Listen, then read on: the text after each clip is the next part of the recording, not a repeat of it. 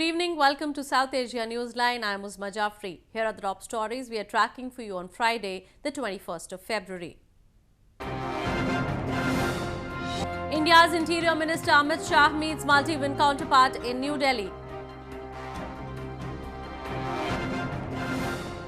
Afghan security officials confirms week-long reduction in violence by Taliban starts Saturday. And Hindus across India celebrate Maha Shivaratri festival with religious fervour. And now for all the details. India's Interior Minister Amit Shah on Friday met his Maldivian counterpart Sheikh Imran Abdullah in capital New Delhi. This is Shah's first meeting with Abdullah, who is on a 4-day visit to India beginning on Thursday. Both the ministers held talks of mutual interest aimed at strengthening bilateral ties. India's Interior Minister Amit Shah met his Maldivian counterpart Sheikh Imran Abdullah in capital New Delhi on Friday, aimed at fostering bilateral ties. Both the leaders held talks of mutual interest. There have been several high-level engagements between the two countries in recent times. The meeting assumes significance as India and Maldives share ethnic, linguistic, cultural, religious and commercial links steeped into antiquity. India evacuated more than 600 individuals, including 7 Maldivians from China's Wuhan, the epicenter of deadly coronavirus. Maldivian President Ibrahim Mohamed Solih expressed gratitude to Prime Minister Narendra Modi for evacuation of its citizens. The Council of Presidential Candidates in Afghanistan has called for the final results of the election to be disregarded, blaming the Electoral Commission for neglecting its duties. Incumbent President Ashraf Ghani was declared winner in the bitterly contested polls earlier this week. The Council of Presidential Candidates in Afghanistan on Thursday called for the final results of the presidential election to be disregarded. A number of presidential candidates, including Ahmad Wali Masood, Mohammad Shahab Hakimi, blamed the Electoral Commission for neglecting its duties, which, according to them, has led the country into a crisis. The final results of the presidential election were announced on Tuesday by the Independent Election Commission, and incumbent President Ashraf Ghani was declared winner. The election was held on September 28, 2019. Many say it was rigged. Meanwhile, outgoing Afghan Chief Executive Abdullah Abdullah has complained to the European Union about its recognition of final election results. In a Twitter post that included a copy of his letter of complaint, Abdullah declared that the results announced on February 18 from the presidential vote were illegal and unacceptable to most Afghans. He alleged that official results showing him in second place behind Ghani were the result of systematic fraud and serious electoral irregularities that were carried out at the behest of a rival team. An Afghan official confirmed on Friday that Afghan international and Taliban forces will observe a 7-day period of reduction in violence in Afghanistan beginning at midnight. The agreement was reached during US-Taliban talks in Qatar and could lead to a withdrawal of American troops from Afghanistan. Afghan, international and Taliban forces will observe a 7-day period of reduction in violence in Afghanistan beginning at midnight, Javed Faisal, spokesperson for the Afghan National Security Council, said on Friday. The agreement was struck during protracted negotiations between US and Taliban representatives that began in Qatar in 2018 and could lead to a withdrawal of American troops from Afghanistan. Senior Taliban leaders have, however, said that the period cannot be called a ceasefire, reports suggest. Officials privy to the talks had said last week that an agreement with the Taliban would be followed by negotiations on an intra-Afghan political settlement. The Taliban has previously refused to speak directly to the Kabul government, which they denounce as a US puppet. Afghan forces will keep up normal military operations against other terrorist groups during the period and will also retaliate to the smallest violation of the understanding by the Taliban, Faisal said. Nepal's Communication Minister Gokul Baskota on Thursday resigned from his post after an audio tape of him bargaining for a commission over the procurement of a security printing press for the government got leaked.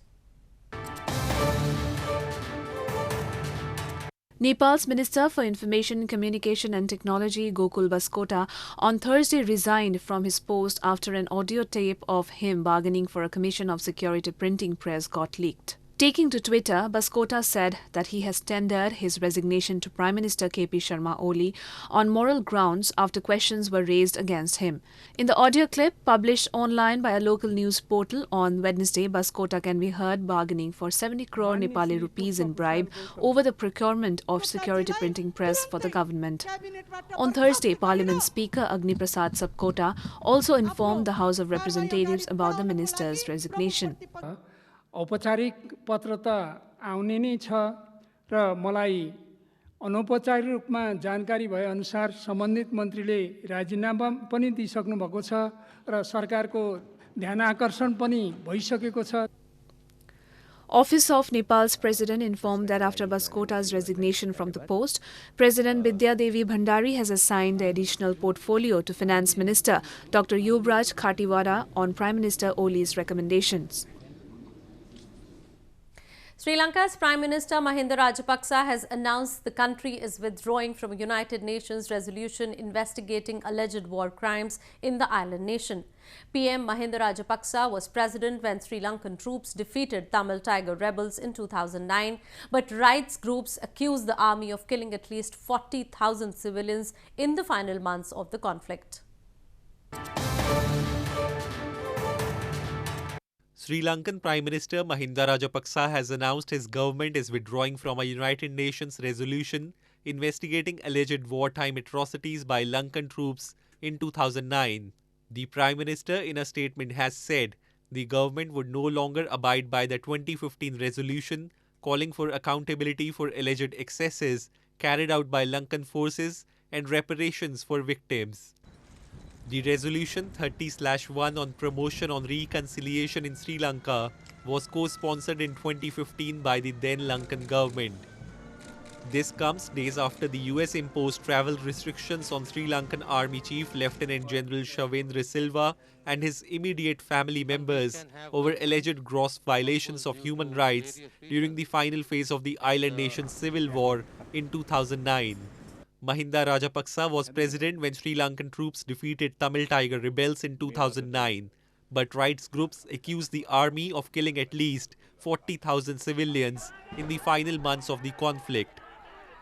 His brother Gotabaya Rajapaksa, who is now the Lankan president, was defense secretary at that time. An annual motorsports event was recently held in Pakistan, which witnessed participation of scores of people from across the country.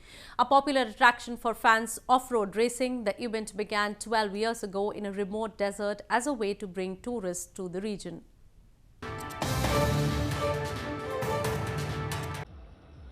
Scores of people who share a love for motorsports in Pakistan annually gather at the sprawling Cholistan desert to watch racers in their powerful 4 vehicles roar out onto the sandy track.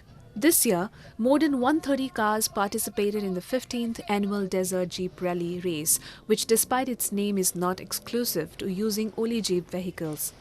The winner of the inaugural rally in 1994, Ronnie Patel, who is still a racer after 26 years, at the event said he is optimistic about the future of Jeep rallies in Pakistan as the sport has reached to international levels now. Future तो बहुत बड़ा है, but इसको सही तरीके से manage करना चाहिए. ये सही तरीके से मैनेज होगा तो ये बहुत बड़ी गेम जाएगी. अभी भी इंटरनेशनल लेवल पे तो आ गई है गेम. हम जीप रैली के लिए यहाँ पे आए हैं, दोस्तों के साथ भी आए हैं, यहाँ बड़ा एंजॉय कर रहे हैं, बहुत मज़ा आ रहा है, बेतहाशा मज़ा आ रहा है. और हम तो ये हैरान है कि किस तरह ये गाड़ियाँ चलाई जाती है, किस तरह जीप चलाया जाता है. बड़ा मुश्किल काम है, कठिन मसला होता है, बड़ा मुश्किल होता है. मट्टी उड़ रही होती है आसमान पे और लोगों का मुँह जो ना क्या चेहरा बिल्कुल धूल मट्टी से ढला होता है. According to organizers, the annual Desert Jeep Rally is lined with several forts and even a palace, attracting around 500,000 domestic tourists. While there are wealthier enthusiasts willing to spend on vehicles for the race, a stock category featuring participation at a nominal rate for those who can only afford normal cars has been introduced to keep the race accessible for the masses. An annual handloom exhibition underway in Srinagar city of India's Jammu and Kashmir is attracting scores of buyers. The 2-week-long event aims to give exposure to weavers and sellers to showcase their products and skills. A 2-week-long special handloom exhibition underway in Srinagar city of India's Jammu and Kashmir is attracting scores of people. Kashmiri handloom items like pashmina and kani shawls and ferans are famous across the globe for their quality and fine embroidery. The exhibition is organized every year by India's Ministry of Textiles in association with the Handloom Department. It aims to give exposure to weavers and sellers associated with various handloom societies of the region to showcase their products and skills.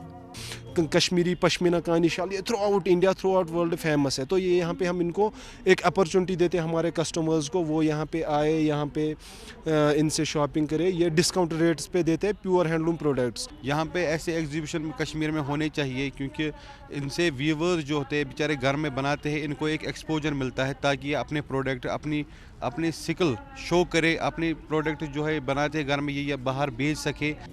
A paradise for nature lovers, Kashmir has 5,000-year-old rich art and culture which churned out numerous Sufi poets, authors and musicians.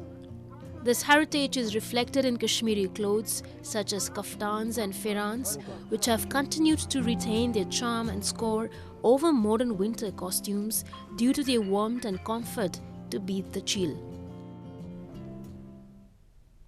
Devotees across India on Friday celebrated the Hindu festival of Maha Shivaratri, the night that Lord Shiva, the Hindu god of destruction, married his consort Parvati. On this day, devotees throng temples and offer prayers. Devotees across India on Friday celebrated Hindu festival of Maha Shivratri, the night that Lord Shiva, the Hindu god of destruction, married consort Parvati, daughter of Himalaya. Admirers of Shiva in northern Varanasi city were seen plunging in the holy Ganges river and performing rituals with adoration. Devotees also offered flowers, leaves, water and milk to Shivling, a phallus representation of Lord Shiva, and chanted prayers in temples. On this day, devotees also celebrate the festival by fasting and offering special prayers in various temples. आज बाबा का विवाह हुआ था, तो विवाह के उपलक्ष्य में भगवान के लिए समर्पित यह दिन है, इसलिए इसको महाशिवरात्रि के दिन के रूप में हम लोग मनाते हैं। Maha Shivratri is the most auspicious festival of devotees of Hindu Lord Shiva. Devotees thronged temples in huge numbers and participated in rituals performed by priests. Devotees in thousands lined up to get a glimpse of Shivling and seek his blessings. In capital New Delhi, devotees were also seen celebrating the festival with gaiety and fervour. बाबा की blessing के लिए आए हैं, बहुत भीड़ लगी हुई है, बहुत मान्यता है यहाँ की, और आज के दिन यही है कि बाबा पे शिवलिंग पे जल चढ़ाएं और लोगों की मनोकामनाएं पूरी होती हैं। Devotees believe that whatever one wishes for and prays for with devotion on this day, that wish is fulfilled. They also mark the festivities by consuming drinks and sweets mixed with cannabis.